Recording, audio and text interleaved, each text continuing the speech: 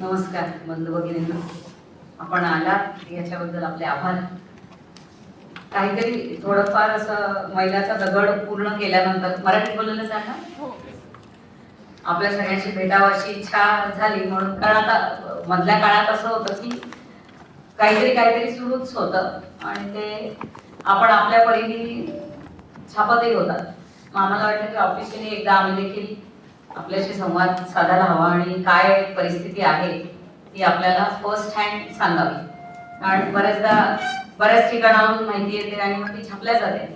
तर त्याच्यानंतर त्याचे काय जे परिणाम व्हायचे असतात बरे वाईट ते पण होतात. पण ठीक आहे, म्हणजे त्याचा काही विषय नाही आहे, ते क्रमप्राप्त आहे.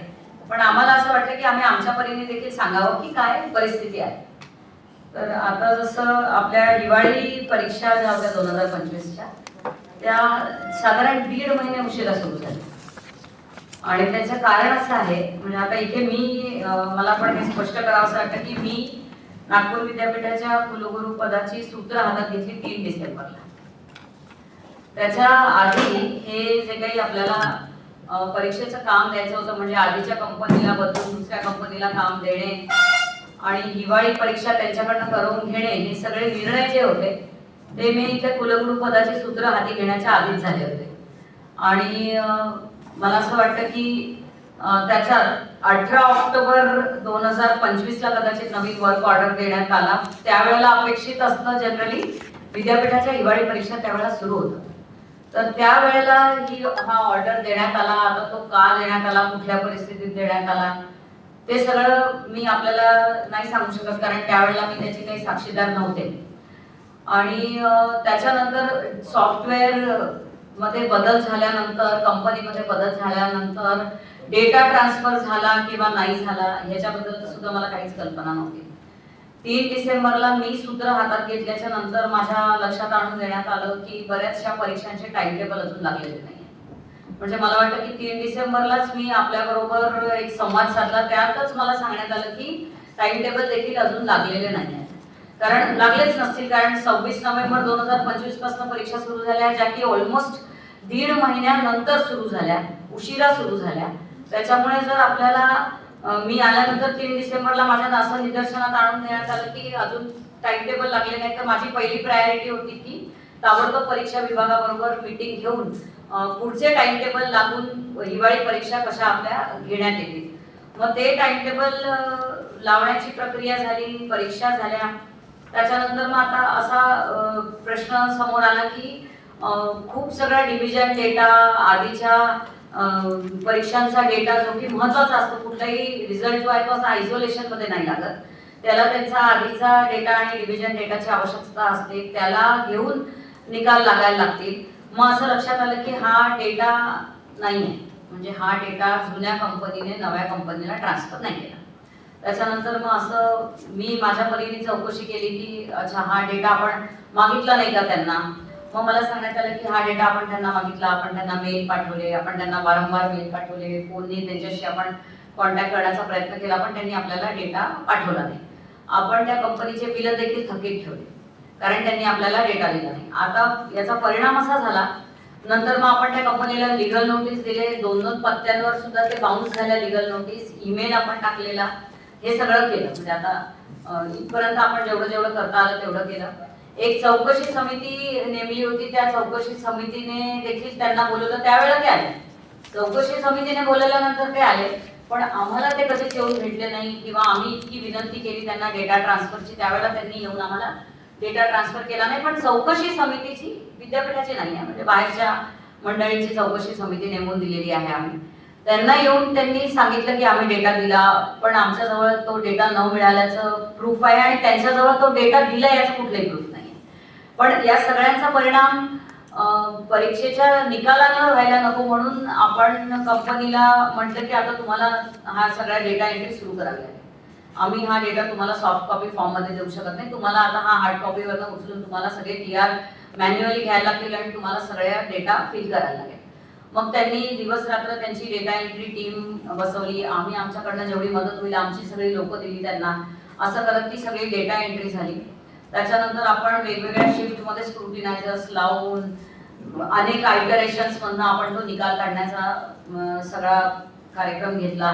त्याच्यानंतर वेगवेगळ्या प्रकारच्या एसओईज होत्या. म्हणजे आता हे तर म्हणजे असं याच्यात काही मोठं काही नाही आहे, हे नेहमीच असतं. एसओई अनेक प्रकारचे असतात, कारण जसा तुमचा अभ्यासक्रम बदलतो तशी तुमची स्कीम ऑफ एक्झामिनेशन बदलते. पण त्याच्यानंतर त्या जुन्या स्कीम ऑफ एक्झामिनेशन मध्ये मुलं परीक्षा देतच असतात. त्याच्यामुळे तुम्हाला एकाच वेळेला अनेक स्कीम ऑफ एक्झामिनेशनच्या अनुषंगाने निकाल लावायचे असतात, जे की तसं खूप मोठं काम आहे. पण जर आपल्याजवळ डेटा असेल आणि सगळे फॉर्मॅट्स अवेलेबल असतील, सॉफ्ट कॉपीमध्ये असेल, तर हे काम लवकर होऊ शकतं. पण हे सगळं आपल्याकडे सॉफ्ट कॉपीमध्ये उपलब्ध नसल्यामुळे डिले झाला. दुसरं, कुठल्याही नवीन कंपनीला ज्यावेळेला आपण कॉन्ट्रॅक्ट देतो त्यावेळेला त्याला त्या विद्यापीठाच्या अनुषंगाने बरंच कस्टमायझेशन करायला लागतं. कारण प्रत्येक विद्यापीठाचे आपले फॉर्मॅट्स असतात, गुणपत्रिकांचे आपले फॉर्मॅट्स असतात, टॅब्युलेशन रेकॉर्ड मेंटेन करण्याचे आपले फॉर्मॅट्स असतात, एक्झामिनेशन फॉर्मचे आपले फॉर्मॅट्स असतात. म्हणजे जेवढे परीक्षेच्या अनुषंगाने येणारे फॉर्मॅट्स असतात ते प्रत्येक विद्यापीठाचे वेगवेगळे असतात. आणि कोणतीही नवीन कंपनी आणल्यानंतर त्यांना तुम्हाला असा वेळ द्यावाच लागतो. आता ह्याच्यात एक महत्त्वाची गोष्ट अशी होती की मला असं सांगण्यात आलं की जी आधीची कंपनी होती त्या कंपनीने आम्हाला एक परीक्षेच्या ऐवजी आपण 2 परीक्षांची परवानगी द्यावी असं त्यांनी विनंती केली. म्हणजे एक त्यांनी घेतलेली म्हणजे एक सबंध वर्ष असलं की त्यांना पण मॅनपॉवर कदाचित रिटेन करायला सोपं जात असेल, त्यांचंही लॉजिकली बरोबर आहे. पण विद्यापीठाकडनं ती परवानगी नाकारण्यात आली. का नाकारण्यात आली मला माहिती नाही. कारण जनरली पॅरलल स्विच ओव्हर नावाचा प्रकार असतो की तुम्ही जुन्या कंपनीला ठेवून तुम्ही नव्या कंपनीला त्यांच्याबरोबर हँड होल्डिंग केलं तर हे सगळं सहज होतं. पण हे असं नाही घडलं. आता हे सगळं होऊन गेलं, त्याच्यासाठी मी काहीच करू शकत नाही. हे सगळं होऊन गेल्यानंतर प्राप्त परिस्थितीत या पदावर मी असल्यामुळे मला जे काही करायचं आहे ते सगळं मी केलं. आणि आज 1260 परीक्षांचे निकाल लावणे, ते पण इतक्या विपरीत परिस्थितीत की जिथे तुमच्याकडे सॉफ्ट कॉपी पण अवेलेबल नाही आहे, त्या कंपनीला कस्टमायझेशनसाठी पण वेळ नाही आहे. म्हणजे जेव्हा त्यांनी परीक्षा सुरू करायला हवी त्यावेळेला त्यांना वर्क ऑर्डर मिळाला, घेतल्यानंतर त्यांना पण कल्पना नसेल की किती व्हॉल्युमनस काम आहे किंवा किती कस्टमायझेशनची गरज आहे. पण विद्यापीठातल्या लोकांना त्याची कल्पना तत्कालीन कुलगुरूंना असायला हवी होती किंवा म्हणजे तशी समजून घ्यायला हवी होती. आणि त्या अनुषंगाने मला वाटतं जर त्या कंपनीला रिटेन केलं असतं तर आजची ही वेळ आली नसती. त्याच्यामुळे असं आहे की मला फक्त डॅमेज कंट्रोल करण्याची यावेळेला जबाबदारी आणि मला असं वाटतं की मी ते फार चांगल्या पद्धतीने पार पाडल्या. कारण जर तसं नसतं झालं तर it would have been a systemic failure, जो नाही झाला. आज विद्यार्थ्यांचे निकाल देखील लागले, आज विद्यार्थ्यांच्या समर एक्झामिनेशन देखील लागल्या. स्टॅटिस्टिकली जर सांगायचं झालं तर आपण 30 दिवसांमध्ये, दिवाळी 2025 बद्दल म्हणते आहे मी, 30 दिवसांमध्ये 356 परीक्षांचे निकाल लावले. 31 ते 45 दिवसांमध्ये 161 निकाल लागले आणि 45 दिवसाच्या नंतर मॅक्सिमम म्हणजे 744 निकाल लागले. आता त्याला आपण जितकं काही आपण करू शकत होतो वॉर लेवलवर लोक लावून, एक्सपर्टीज देऊन, मॉनिटरिंग करून, रिव्ह्यू करून, फॉलोअप ठेवून जे काही आपण करू शकत होतो, आमचे परीक्षा विभागातले कर्मचारी एकही दिवस सुट्टी त्यांनी घेतलेली नाही. ते इकडेच होते. मग ते शनिवार रविवारची सुट्टी असो नाही तर कुठल्या सणासुदीचं असो, प्रत्येक वेळेला ते लोक इथे होते. त्याच्यामुळे आपण असं पण म्हणू शकत नाही की विद्यापीठ हे बेजबाबदार आहे, काय होत आहे त्यांचं काही लक्षच नाही आहे, कोणी याच्यात लक्षच घालत नाही आहे, ज्याला जे वाटतं ते तो करतोय, असं नाही. म्हणजे विद्यापीठासारखी एवढी मोठी संस्था अशी बेजबाबदारीने वागणार नाही. काही चुकीचे निर्णय जे घेतले गेले ज्याच्यासाठी मी हे सांगू इच्छिते की मी जबाबदार नाही, पण म्हणून आता निकाल लावण्याची आणि परीक्षा विभागाची कामं सुरळीत ठेवण्याची जबाबदारी माझी नाही असं मी म्हणत नाही. ती माझीच जबाबदारी आणि ती मी पार पाडते. त्याच्यामुळे हे स्पष्ट करणं खूप आवश्यक आहे की माझी निर्णय पद्धती किंवा माझी कार्यपद्धती किंवा माझं किती लक्ष आहे किंवा माझं किती लक्ष नाही आहे याच्यापेक्षा काय चुकीचं झालं आणि त्याच्यावर मी काय बरोबर केलं हे समजणं आणि समजून घेणं मला वाटतं जास्त महत्त्वाचं आहे. आता उन्हाळी परीक्षा म्हणजे अनेक प्रकारचे आरोप आमच्यावर होतात की आम्ही अनसर्टन्टी निर्माण केली, हिवाळी परीक्षांचे निकाल अजून नाही लागले, मग आता त्याच्यामुळे उन्हाळी परीक्षा कधी घेणार आहे ते माहिती नाही. असं नाही. म्हणजे आमच्याकडनं जर आपण तथ्य समजून घेतलं तर आपल्याला कळेल की उन्हाळी परीक्षा सुद्धा सुरू झाल्या, काही प्रॉब्लेम नाही आहे त्याच्यात. उन्हाळी 2026 परीक्षांची सद्यस्थिती अशी आहे की एकूण परीक्षा 1054 आहेत. एकूण प्रसिद्ध वेळापत्रक 944 परीक्षांचं आहे आणि 15 मे पूर्वी प्रसिद्ध होणारे वेळापत्रक म्हणजे 110 परीक्षा. म्हणजे एकूण मिळून आपले 1054 परीक्षांचे टाइम टेबल जे आहे ते 15 मे पर्यंत लागणार आहे. त्याच्यानंतर संपलेल्या परीक्षा आतापर्यंत 261 परीक्षा संपल्या. जर नागपूर विद्यापीठाचं हे एवढं मोठं फेल्युअर होतं आणि नागपूर विद्यापीठ जर परीक्षा हाताळू शकत नव्हतं तर मग अजूनपर्यंत आमच्या समर एक्झामिनेशन व्हायलाच नव्हत्या सुरू, किंवा आमचे टाइम टेबल डिक्लेअर व्हायला नको होते. तर हे काही म्हणजे खरं नाही आहे, ही परिस्थिती काही खरी नाही आहे जी काही दर्शवण्यात येते. तर आम्हाला हेच सांगायचं आहे की आम्हाला आमच्या जबाबदारीची पूर्ण जाणीव आहे. विद्यार्थ्यांच्या हितासाठी सगळेच जागरूक असतात आणि आपल्या सगळ्यांपेक्षा आम्ही जास्त जागरूक आहेत, कारण ते प्रत्यक्षपणे आमचे विद्यार्थी आहे ना. We are answerable. त्याच्यामुळे जर 261 आतापर्यंत परीक्षा आमच्या झालेल्या आहेत आणि 250 ते 300च्या जवळपास परीक्षा सुरू आहेत, म्हणजे हिवाळी परीक्षांच्या रिझल्टमुळे उन्हाळी परीक्षांमध्ये संभ्रम निर्माण झाला, विद्यार्थ्यांचं नुकसान झालं, त्यांना माहिती नाही की त्यांच्या परीक्षा कधी सुरू होणार आहे, अशी अजिबात परिस्थिती नाही आहे. आणि अशी जर परिस्थिती असती तर ती हजारो लाखो मुलं रस्त्यावर उतरली असती. असं झालेलं नाही. जी मुलं आमच्याकडे येतात, आम्ही त्यांच्या समस्या ऐकून घेतो, त्यांच्या समस्यांचं निराकरण करतो आणि त्याच्याचमुळे मला वाटतं ते पण आपल्या मार्गाने चालले आहेत आणि आम्ही पण आपल्या मार्गाने कामं करतो. लवकरच घोषित होणारे निकाल 22 आहेत आमचे, म्हणजे अजून 30 दिवस कुठल्याही परीक्षेला झालेले नाही आहे. पण यावेळेला आम्ही आधीपासून काळजी घेतो आहे की जे अपेक्षित असतात की 30 दिवसांमध्ये आपले निकाल घोषित व्हायला पाहिजे, जास्तीत जास्त 45 दिवसांमध्ये आपले निकाल घोषित व्हायला पाहिजे. त्या अनुषंगानेच आपली सगळी तयारी आहे. आणि कायद्यामध्ये देखील अशी तरतूद आहे की एखाद्या एक्स्ट्रा ऑर्डिनरी सिच्युएशनमुळे जर आपले निकाल डिले होत असतील तर विद्यापीठ चान्सलर ऑफिसला पत्र लिहून त्या सगळ्या गोष्टींची कल्पना देते आणि कुठलाही डेटा त्यांच्यापासून लपवत नाही. ते तसं पत्र आम्ही देखील चान्सलर ऑफिसला, आता आमच्या परीक्षाचे सगळे निकाल संपले, जी काही आमची सत्य परिस्थिती आहे त्याला घेऊन ऍक्टच्या प्रोव्हिजन प्रमाणे आम्ही चान्सलर ऑफिसला ते पत्र देणार.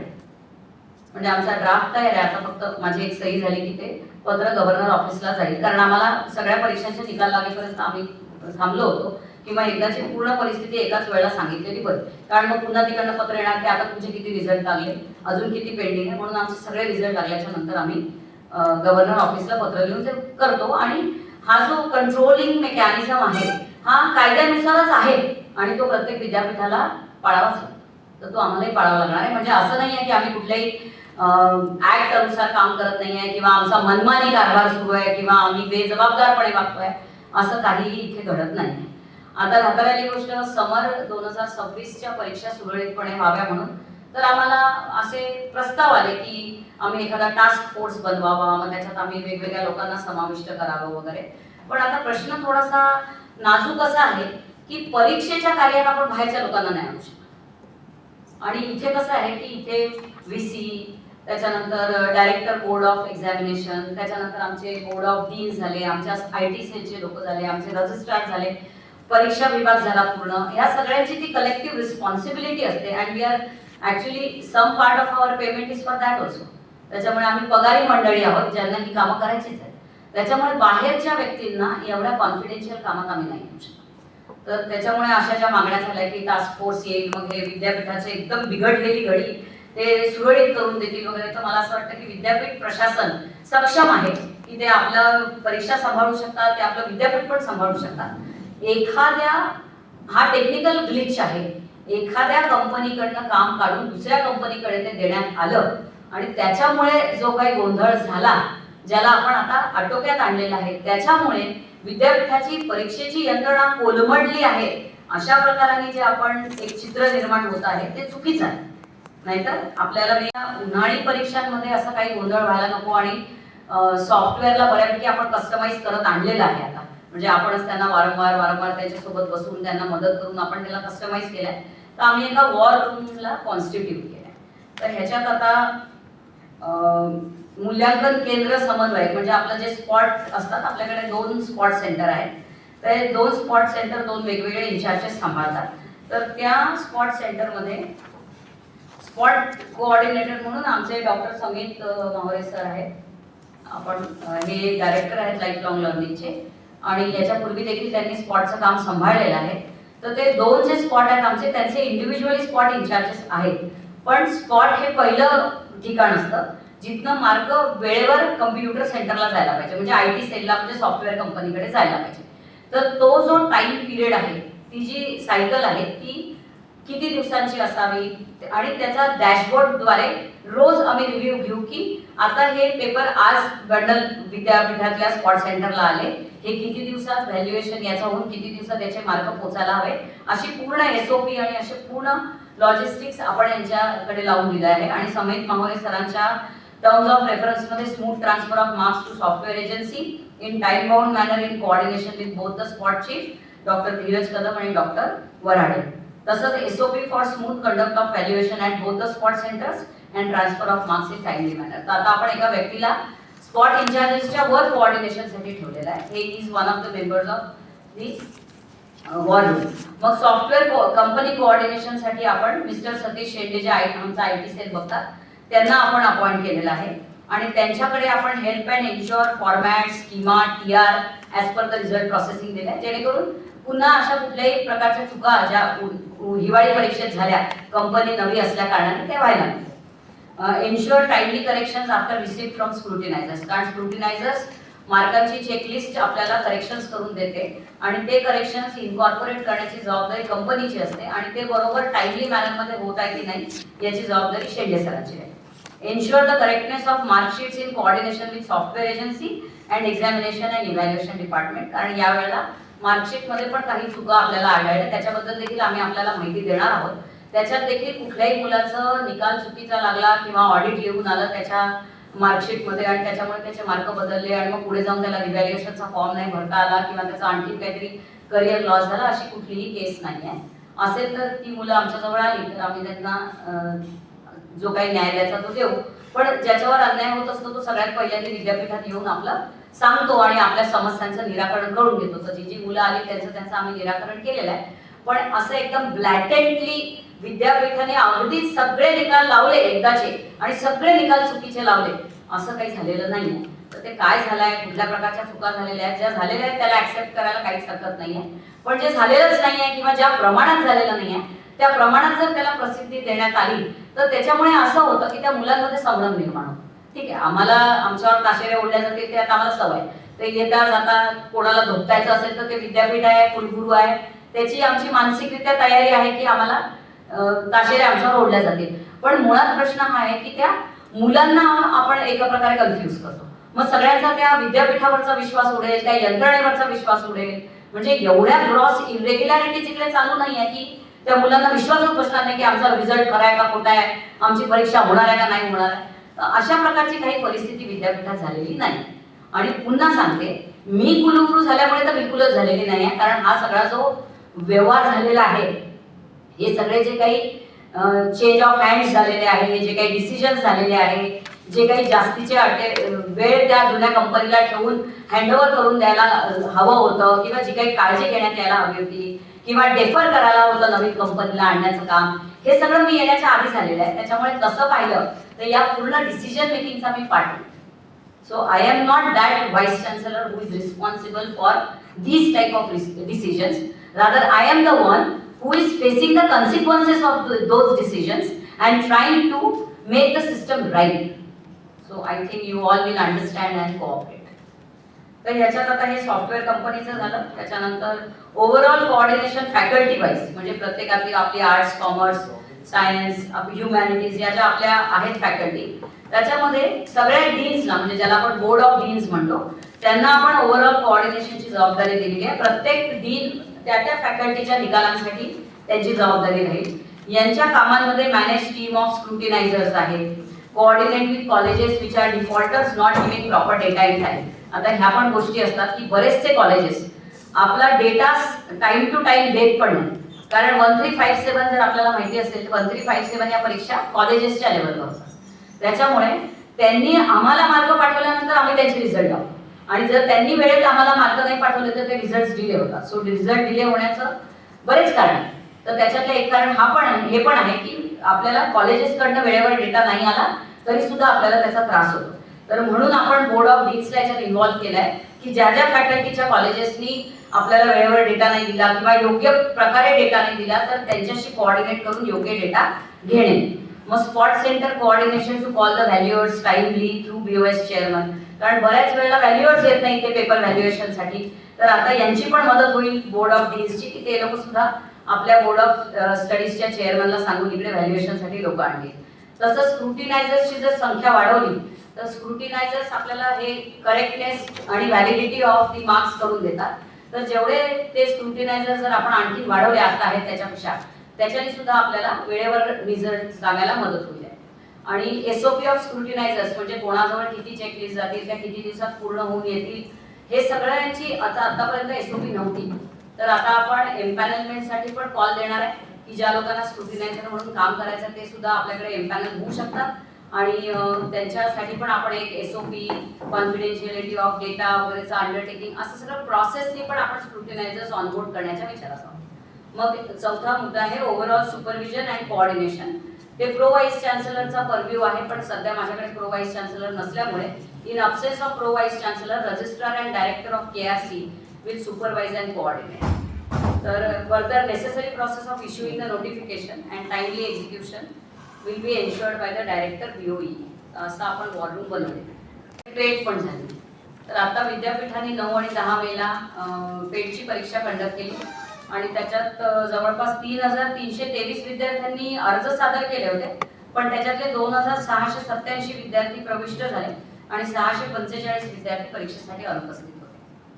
तर याच्यात नंतर आपण पेट सुद्धा आणखीन एक पेट घेणार आहे. जसं मी आधीच याच्या आधी पण मी म्हटलं होतं की आधीचा जो एवढा बॅकलॉग आहे त्याला क्लिअर करायला RRCs पण आपण अजून एक RRC लावणार आहोत आणि त्याच्या व्यतिरिक्त अजून एक पेट घेणार आहोत. म्हणजे या वेळेला ज्यांना संधी मिळाली नाही कोणत्या कारणाने, त्या लोकांना आणखीन 2-3 महिन्यानंतर आम्ही पेटची पण संधी उपलब्ध करून देऊ आणि RRC पण करू, जेणेकरून बाकीच्या पण गोष्टी म्हणजे सुपरवायझर अप्रुव्हल्स, आणखीन वायवा वोस लावणे, आपल्या ज्या मुलांनी रजिस्टर केलं आहे PhD साठी त्यांना रेग्युलराईज करणे, ही सगळी कामं जी आता खूप बऱ्यापैकी पेंडिंग होती 1.5-2 वर्षापासूनची, ती कामं सुद्धा या दरम्यान आपण पूर्ण करू 2-3 महिन्यात. प्रवेश प्रक्रियेमध्ये यावेळेला आपण एक थोडासा एक वेगळा प्रयत्न करून बघतोय विद्यापीठाच्या ऍडमिशनसाठी. विद्यापीठाच्या 43 डिपार्टमेंटच्या ऍडमिशनसाठी त्या ऍडमिशन्स आपण सेंट्रलाइज करतोय आणि आपण CUET मध्ये सुद्धा काही कोटा ठेवलाय.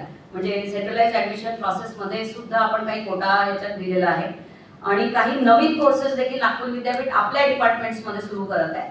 जसं की BSc ऑनर्स डेटा सायन्स आणि आर्टिफिशियल इंटेलिजन्स मध्ये, BSc ऑनर्स फायनान्शियल ॲक्च्युरियल मॅथमॅटिक्स मध्ये, BSc ऑनर्स सायबर सिक्युरिटी मध्ये, BSc honours semiconductor material and devices मध्ये, BSc honours system application and product in data processing मध्ये, BSc ऑनर्स सायबर सायन्स मध्ये, BSc honours drone science मध्ये आणि BCom in corporate administration. तसंच काही diploma आणि certificate कार्यक्रम पण आपण सुरू करतोय, जसं की diploma in film production, diploma in artificial intelligence and digital media, यासारखे काही नवीन गोष्टी आपण यावेळेला सुरू करायच्या.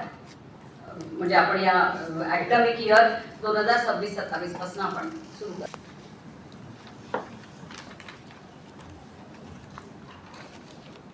तुमचा जो इंडेक्स आहे काय काय प्रकारचा, काही चुकीच्या गोष्टी सांगितल्या गेल्या, पण त्या चूक झाली आहे म्हणून सांगितल्या गेल्या, परंतु त्या गोष्टी आम्ही त्वरित दुरुस्त केलेल्या आहेत. त्याचं एक उदाहरण सांगितलं होतं की BSc मध्ये एक ऑडिट कोर्स आला होता. तो ऑडिट ॲक्च्युली आला नाही पाहिजे, ती चूक झाली आहे आणि ती चूक आम्ही जसं आमच्या निदर्शनात आणून दिलं किंवा आलं त्याच्यानंतर आम्ही ती दुरुस्त केली आणि BScची पूर्ण परीक्षा आता 1, 2, 3 विषयातच आहे. ऑडिट कोर्समध्ये कुठले मार्क नाही, काहीच नाही, सर्व केले. याच पद्धतीनं असे बरेचसे एक B.Edची परीक्षा आहे, त्यात फायनल लेसनला 50% पासिंग होतं, त्याच्यात 75 दाखवल्यांपुरता संभ्रम झालेला होता. ते आम्ही दुरुस्त करून रिवाईज म्हणजे सर्व मार्कलिस्ट व्यवस्थित ऑनलाईन टाकले. अशाच बऱ्याचशा ज्या विद्यार्थ्यांकडून आम्हाला मोबाईलवर किंवा तक्रारी काही आल्या त्या आम्ही त्वरित दुरुस्त करून मोबाईलवर पुन्हा आम्ही आपल्या ऑनलाईन आम्ही अपलोड केलेले आहे. असे BSc मध्ये एक होम सायन्स होतं की ज्याच्याबद्दल त्यांनी आम्हाला विचारलं की फक्त BSc परीक्षा टाकली आहे, सेमिस्टर टाकलं नाही. ही चूक आमच्याकडून झालेली आहे कोयमकडून की तिथं सेमिस्टर असणं जरुरी होतं. साहजिक कसं आहे BSc पाहिल्यामुळे विद्यार्थ्यांना थोडी शंका आली की सेमिस्टर कुठलं, त्याच्यामुळे ती आमच्याकडून झालेली चूक आहे ते आम्ही मान्य करतो. आणि जसं आम्हाला कोणी सांगितलं काही चुकलं परत आम्ही त्याचा फॉर्मॅट पूर्ण बदलून पर्टिक्युलर सेमिस्टर टाकून ते पुन्हा डिस्प्ले केलेलं आहे. याच्यात एक ॲडमिशन कार्ड असं होतं आमचं की चुकीनं त्याच्यावर 5 विषय आले पाहिजे होत्या बीईच्या, त्याच्यावर जवळपास ते 21 विषय झाला. ते मी त्यांना विचारलं कंपनीला, त्यांनी सांगितलं का ते आमच्याकडून चुकून झालेलं आहे, ते आम्ही करेक्ट करून दिलं. फक्त एकच आलं होतं.